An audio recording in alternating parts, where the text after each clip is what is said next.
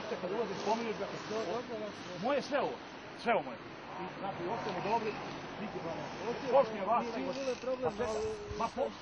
ma poštuje vas ovo treba nekom sjede samo da pričamo kod ljudi. Vin molim. Ma još sam živ, molim. Vin molim. Vi niko ništa radio. Vin molim. Evo molim. Ako možemo slobodno neće.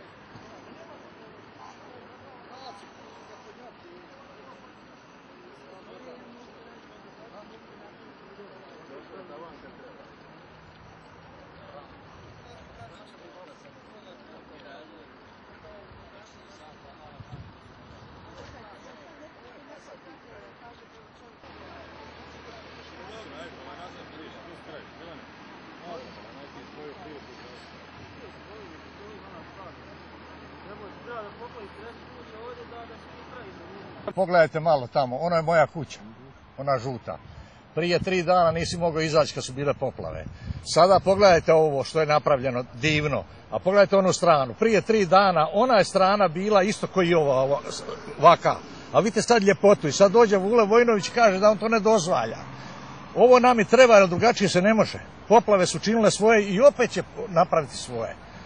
20 godina ima od kad ovaj potok nosi sve pred sobom, a nikoga ne čisti. Ako je to njegova zemlja, zašto ne vodi računa o svojoj zemlji? Ovdje su padavine kao i svagdje, velike, ovih dana ogromne padavine, količine su bile, kiše, vode, mali potočić koji nikad ovakav nije bio do sada. Ja sam 46 godina tu, ne znam da je ovakav bio.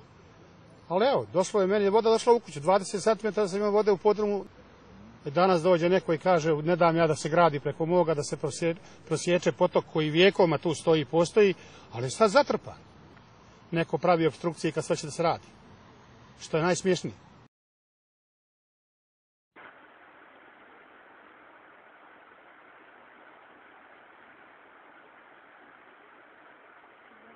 Baš